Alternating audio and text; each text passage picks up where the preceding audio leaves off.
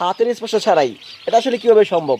আলহামদুলিল্লাহ, সব আল্লাহ তাআলার লীলা খেলা এবং আমাদের চেষ্টা। আল্লাহ তাআলা আসলে আমাদের দিকে হয়তো মুখ তুলে তাকাইছে। এটা হচ্ছে আসলে আমাদের দীর্ঘদিনের একটা স্বপ্ন, তুষ এবং হারিকেন পদ্ধতিতে বাচ্চা উৎপাদন করা।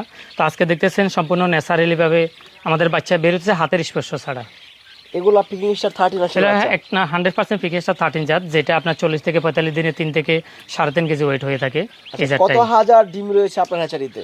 বর্তমানে প্রায় আমাদের 4টা মেশিনে 50,000-এর অধিক বাচ্চা রয়েছে, ডিম রয়েছে।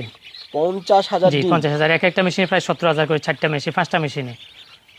আচ্ছা, এভাবে আপনারা বিছিয়ে রেখেছেন ডিম, সেক্ষেত্রে কোনো সমস্যা হবে কিনা? না না, কোনো সমস্যা হবে না। এটা প্রথমত 18 দিন আমাদের অন্য জায়গায় থাকে, সেখান থেকে আমাদের এখানে বেডে ওঠা ন্যাচারালিভাবে উৎপাদনের জন্য। আচ্ছা দর্শক, আপনাদেরকে আমরা একটু ভালো করে দেখাই।